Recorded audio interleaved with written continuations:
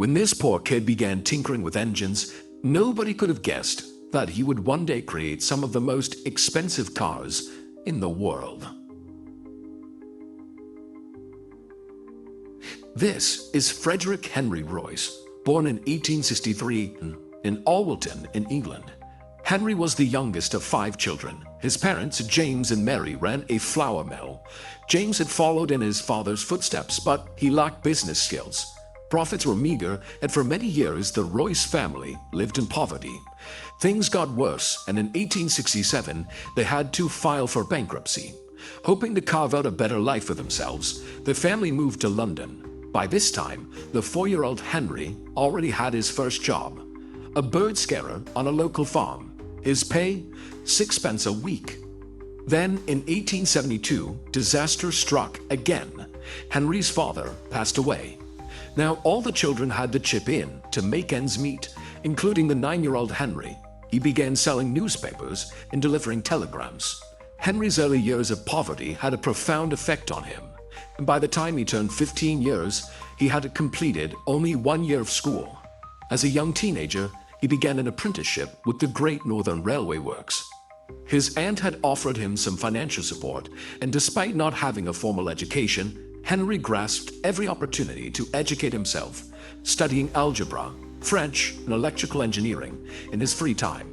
But after 3 years, he was forced to quit due to a lack of money.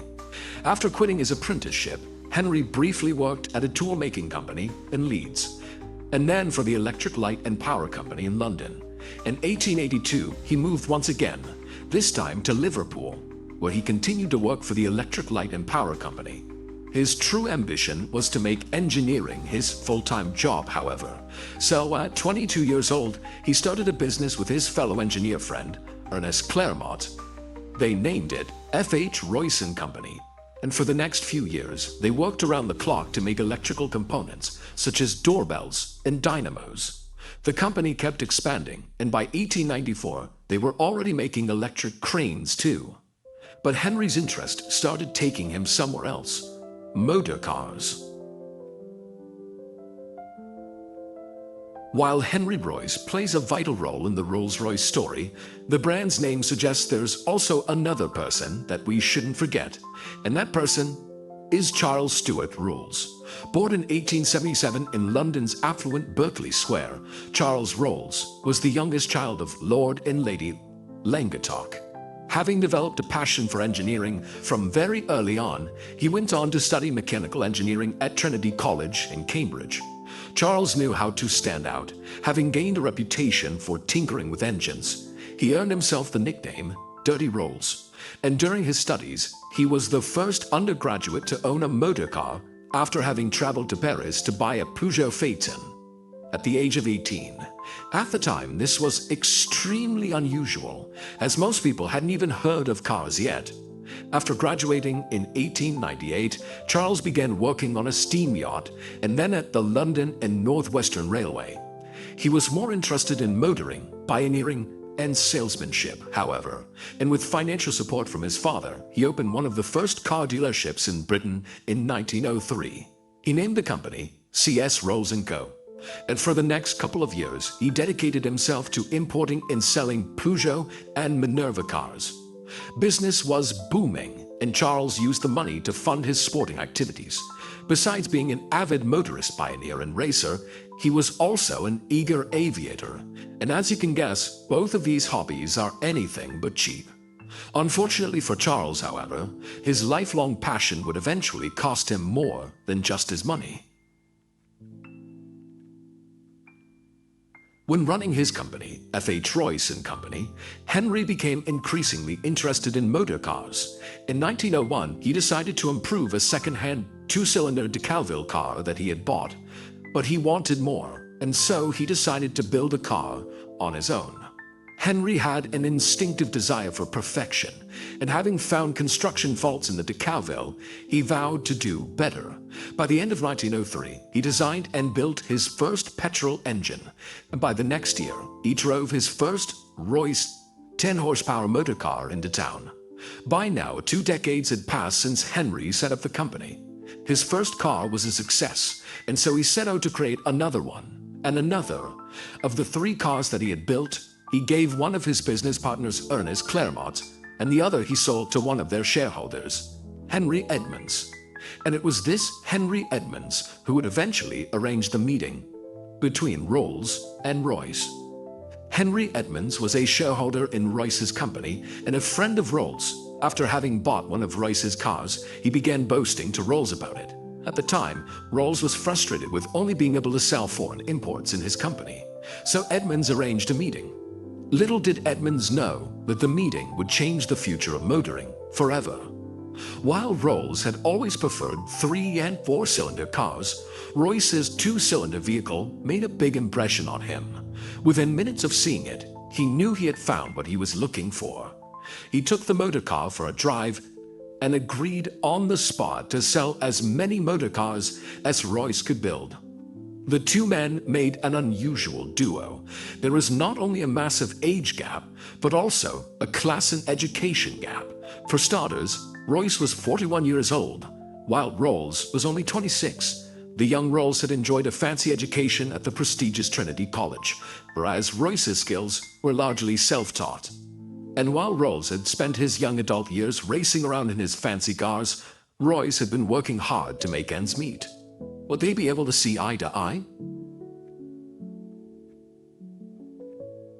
While Henry Royce and Charles Rolls were two very different people, they also made a great duo, and the massive success with the cars led to the creation of the Rolls-Royce Company in 1906.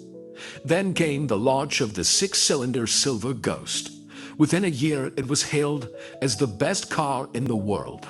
Impressive, but for this, they also had Charles's partner to thank. Creating a brand requires vision. So while Henry and Charles were busy building and selling motor cars, it was Charles's partner, Claude Johnson, who took on the role of managing director. He knew it was vital to expand the company's reputation, and the publicity genius that he was, he orchestrated a series of stunts to promote the quietness and reliability of Rolls-Royce motor cars. One of his early adverts for the 40 to 50 horsepower motor car promoted it as the 6-cylinder Rolls-Royce, not one of the best, but the best car in the world. With that ad, Claude introduced the phase that would forever be associated with Rolls-Royce. It was incredibly effective. It demonstrated Rolls-Royce's superior performance, and it created a global demand for their world-class engineering. And Claude was so integral to the company's success that he became known as the hyphen in Rolls-Royce. Of course, marketing alone will get you only so far, and both Henry and Charles dedicated themselves to delivering the best quality possible. But it was especially Henry who had a knack for pushing himself to the limit when it came to work. Henry was renowned as a hard worker who never ate properly. Unfortunately, these habits severely affected his health, but surprisingly, he would end up outliving his business partner, Charles, by a couple of decades. Over the years, daredevil Charles's interest in aviation kept growing. He even tried to persuade Henry to develop a design for an aero engine, but Henry refused. To continue living out his aviation dreams, Charles bought a Wright Flyer aircraft, with which he made over 200 flights. In 1910, he became the first person to make a non-stop double flight across the English Channel. But just 1 month later, everything changed. During a flying display at Bournemouth, Charles was killed in an air crash. He was only 32 years old. He became the first Briton to die in a plane crash, and his premature death meant the end of the short-lived Rolls-Royce partnership. Now Henry would have to continue their legacy on his own. Henry had an innate work ethic, and his innovative designs established Rolls-Royce's reputation for superior engineering and quality. He uncompromisingly persuaded his basic principle of establishing the best design with both the finest materials and the highest levels of craftsmanship. To put it in his own words, strive for perfection in everything you do. Take the best that exists and make it better. When it does not exist, design it. During the First World War, the company expanded into manufacturing something Charles had once requested: aero engines. And during the next couple of decades, the company did extremely well. Unfortunately, Henry kept struggling with his health. and in 1993 he succumbed to digestive tract problems. His death had been brought on by his early years of poor nutrition and a lifetime of overwork. He had spent much of the last years of his life as a semi-invalid, but that didn't stop him from working though. His never-failing enthusiasm and dedication to engineering prevailed, and he continued to work until the very last moment. Literally, his last sketch was made from his deathbed, a few hours before he died. He was 70 years old. Rolls-Royce has remained a famous name in engineering. A Rolls-Royce is one of the most successful luxury cars that money can buy, and with over 130 dealerships spread over 40 countries, the brand is known far beyond Great Britain. Currently, Rolls-Royce is owned by BMW, and the brand is still primarily known for producing some of the most expensive cars in the world, such as the Rolls-Royce Cullinan, Ghost, Phantom, Wraith, and Dawn. Torsten Müller-Otvos has been the CEO since 2010, and his reign has proven to be essential in the company's success.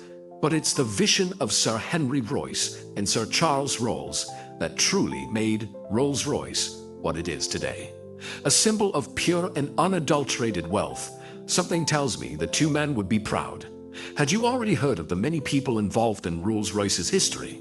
And what would you like to add to the story? Share it in the comments. And if you enjoyed this video, then take a look at our channel for more inspiring business videos.